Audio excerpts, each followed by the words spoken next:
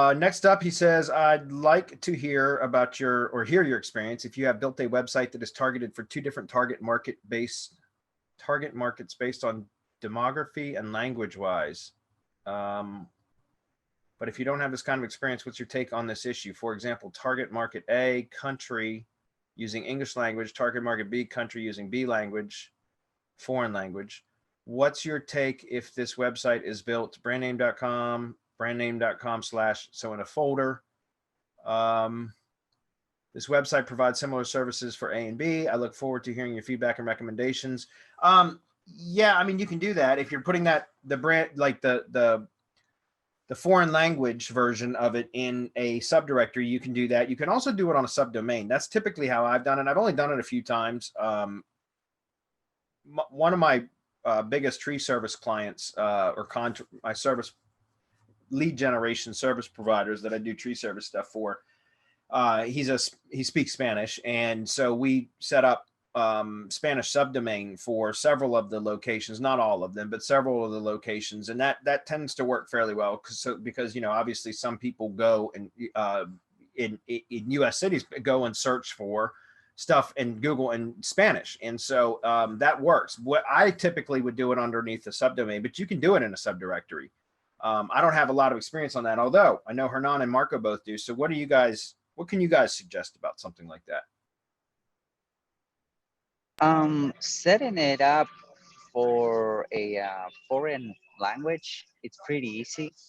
Like you could definitely do what you suggested, Bradley, and then basically you can hammer them with links in terms of Spanish links. Like all of the stuff that is working on the English speaking market usually works really really well on foreign languages, because if you can get rank and if you can push power and relevancy on the English speaking market, then you can definitely do it on the Spanish market. So tactics do not change. This just become easy or easier, I should say. Does that make sense? Yeah, Marco, what do you think? Yeah, I mean, this is just as simple as subdomain or a folder, right? Mm-hmm. That I mean, you want to take advantage of the fact, as long as it's relevant, as long as you'll be publishing relevant content. And I think that the only difference is the age of the people and the language. But a product or service is going to be the same. As long as it's that way, then you're not going to run into problems. Your problem will come if it's two things that you're targeting that are totally unrelated, and you're trying to push that on the same website. That could create an issue, right? Because right now it's all about entities, and it's all about relating your entity to the keywords in the niche. And if you have two separate sets of keywords for the niche, then that's a recipe for disaster. Yeah. So he said, I heard, is this going to affect how SEO should work? How SEO work should be done for A, which would be the English site? No, it doesn't. As Marco said, as long as, like, so for example, we had another site that we had, Semantic Mastery, actually, that we had a translator that we had hired to translate it into Spanish, and we put it on an es.subdomain. And it was, all she did was she was just translating all the pages on the main site, the root domain, into Spanish, that we had a mirrored site. So basically all we did was clone the site and then install it on a subdomain, an es.subdomain. And then she went through page by page and post by post and translated everything. And again, as Marco said, that's not going to create any issues there. Then what you can do, and you could do it in a subfolder too.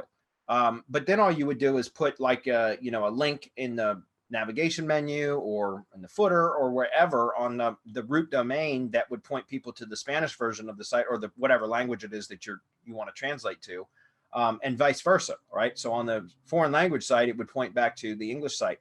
And I don't see any issue with that, because that's pretty normal for sites that have that serve multiple markets or multiple countries, different languages.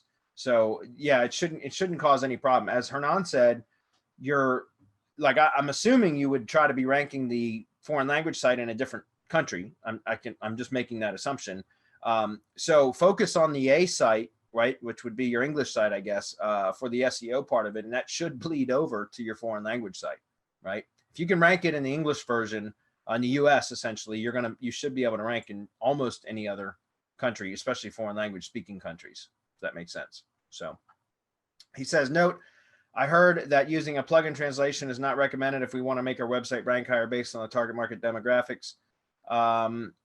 Well, I don't know. I mean, I've used plugins. That's what I did for my tree service sites, and I didn't have any issues with it. And we did get traffic. I mean, I wasn't intentionally trying to rank for Spanish terms, but I know that for a fact that we got traffic, leads from people that spoke Spanish that had found the pages, and all I used for that was a plugin. However, like I just mentioned, the site that we had built, Semantic Mastery for a project, we had hired a translator to actually manually translate those pages. I think it does a better job, there's no doubt. So if you're going to be sending a lot of traffic to that on your foreign language site, you're probably better off. There might be something out there that does really, really well at that. I don't know. You could do some searching for it, or else just get a translator to do it manually.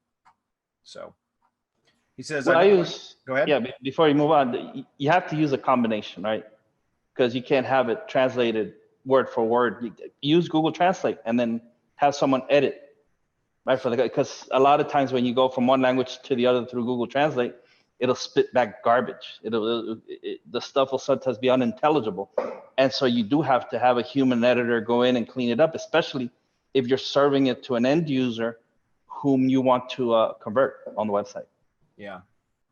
The last part of that was, I don't want to use a separate domain because I don't want the B people to get confused. Yeah, again, just link within the navigation menu or the sidebar or something like that to the English version of the site, and vice versa, so that anybody that lands on either one of the sites will know that all they have to do is click, the call to action to point them to the site that they want to be visiting, right?